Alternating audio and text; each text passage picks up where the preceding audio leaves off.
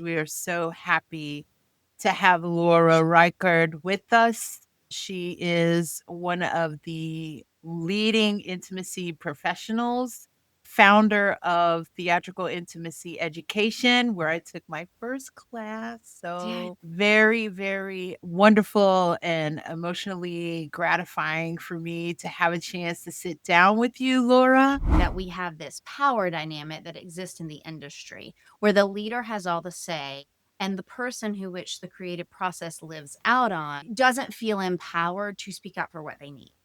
I wanted to empower them in ways that they could stay vulnerable and exploratory in their work, but they could speak up for what they need and to check in with themselves in the training process. And that work, I was often being called in as a movement coach to come help out on a scene that just looked really stiff or looked really strange.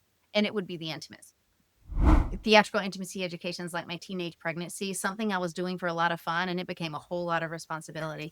So this work was not happening. It just that we were in a really privileged spot to be there when the fancy big Hollywood industry decided to recognize it. The lens of intimacy could very much fall into the limited perspective of privileged white ladies. We called kayak and we're like, hey, will you help us? We're going to pay you. They don't know. But Kaya came on then, and since then we have worked really hard to uplift and have diverse perspectives and voices and researchers and educators giving voice to this work.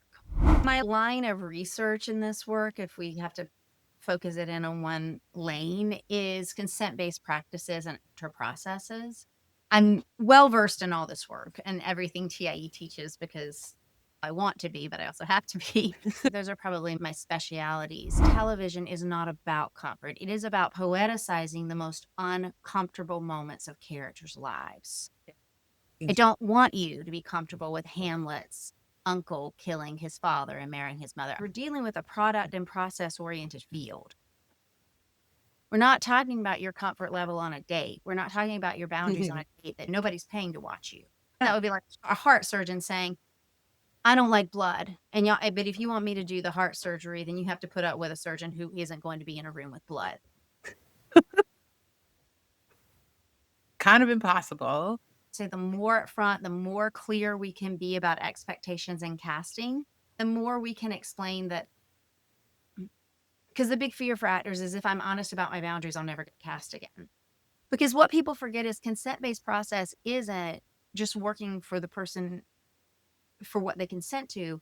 Consent-based process is fully informing people of what you can support them in and what you cannot support them in. Because I think the confusion with this work is not just intimacy work, but this, thinking about power dynamics, thinking about consent-based practice, respecting boundaries across the whole. I think the confusion is that people think then it makes it a hunky-dory process where no one ever has any bad feeling.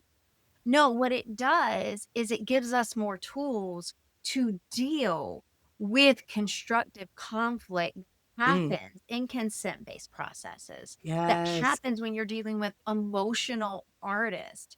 Like, it's never going to be a hunky-dory process no matter what. Someone's going to get stressed out. Someone's going to get upset. Acting is one of the only professions where your emotional intelligence is a commodity in the room.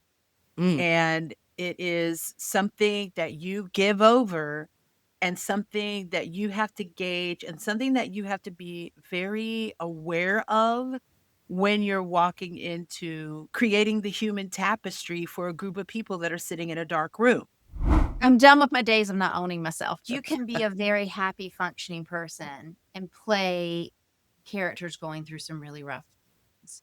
Sometimes I would have actors come to me and say, I think I'm falling in love with my scene partner.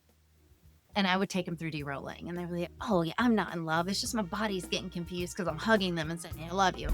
If you are like manipulating and stimulating yourself or like pushing the wound 24/7 outside the work, your nervous system will burn out. And I also say, my goal as a facilitator of this sensitivity or this intimacy is to lead you toward a place where you feel better about yourself after the show than you felt before you started the show.